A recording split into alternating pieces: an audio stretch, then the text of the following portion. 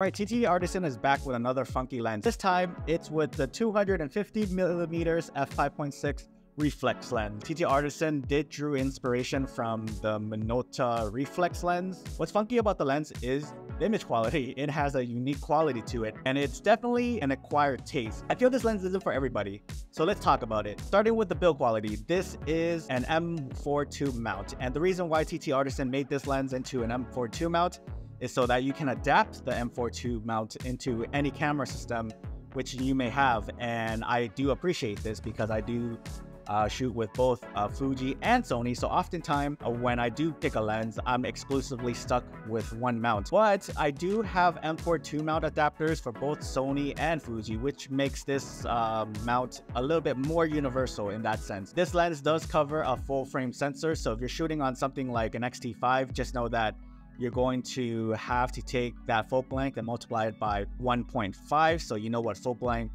the APS-C crop is on. You can also use a focal reducer to get the full frame look, but that's for another video. Now, this lens is a fixed 5.6 aperture lens, meaning you can't open it any wider to get more shallow depth of field, nor can you stop it down or close down your aperture to get more things in focus. I don't know the science behind this reflex lens thing, but it looks like it can't have a variable aperture because of the mirrors inside.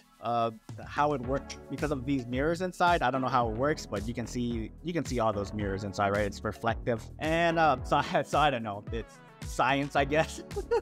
However, the lens is quite compact though. For something of this focal length, I was expecting something a little bit longer and a little bit girthier. Pause. And it only weighs 360 grams. I do like the overall aesthetics of this lens. It reminds me of one of those old vintage lenses. The manual focusing is pretty good. The focusing ring is nice and smooth and has those diamond-shaped grips. Now, because of this focal length, it's kind of hard to nail focus sometimes. So I recommend turning on the IBIS and make sure that you input the correct focal length into your IBIS to ensure the best results. I also recommend shooting at a fast enough shutter speed to avoid any soft looking images, because again, it is a long telephoto lens, so you're going to need a faster shutter speed. I recommend you going 1 over twice your focal length to get a sharp image. So at 250mm, you're looking at 1 over 500 of a second just to get a sharp image. Now let's talk about image quality, and this is where I had a lot of fun, like just going out in town and just taking pictures. I spent a good amount of time just reviewing my images and looking at all like these donut bokeh that this lens produced. I think it looks so cool, and it's kind of quirky, and it has a unique look to it. I also feel that this look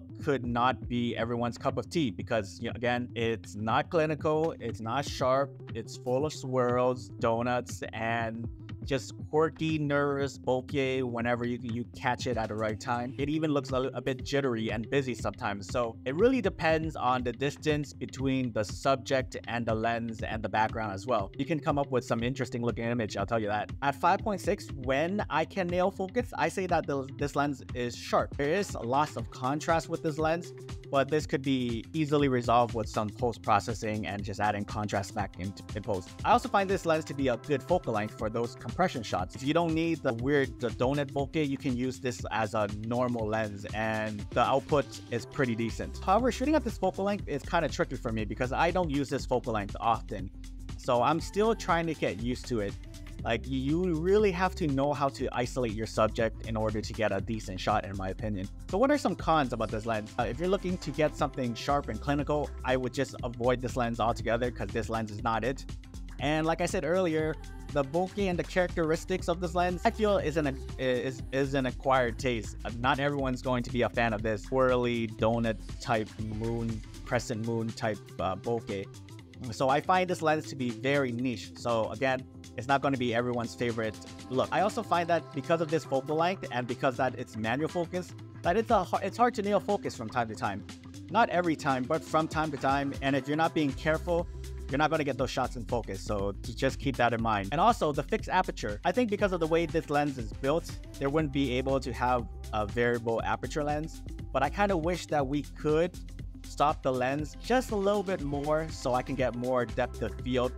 This could help with getting more stuff in focus and perhaps help with some contrast issues that this lens does have. Being at f5.6 means that this lens won't be good for low light stuff. So in order to get the best results, you're going to have to be able to shoot this in a well-lit situation.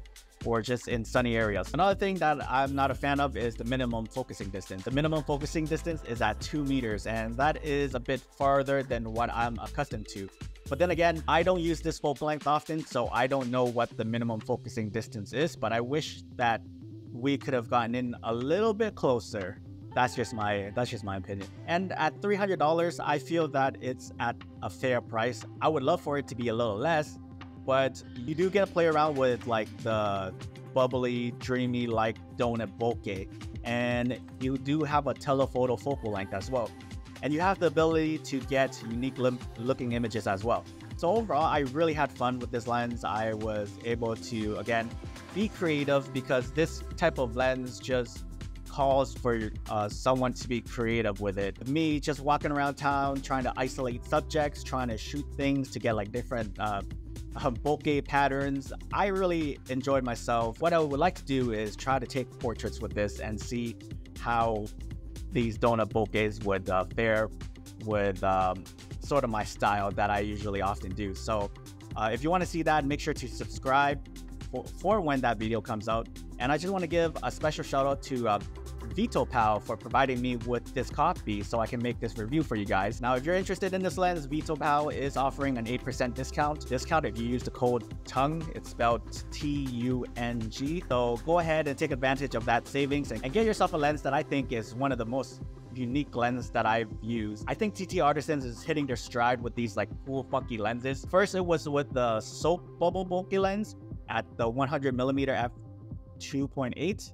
And that was also an M42 lens. I had a lot of fun with that lens too. Now it's the 250mm reflex lens. And I think what they're doing for camera enthusiasts is pretty great. They're offering something, you know, just different, something playful from what I find as of recent to be like a very stale market. Everyone's making f0.95 lenses. Everyone's making autofocusing lenses. It's great that TTartisan is just stepping away from that and making something completely different, which is great. What are your thoughts on this reflex lens? Have you guys used one in the past? Let me know down in the comments below, and consider subscribing for more gear related videos like this. And thanks so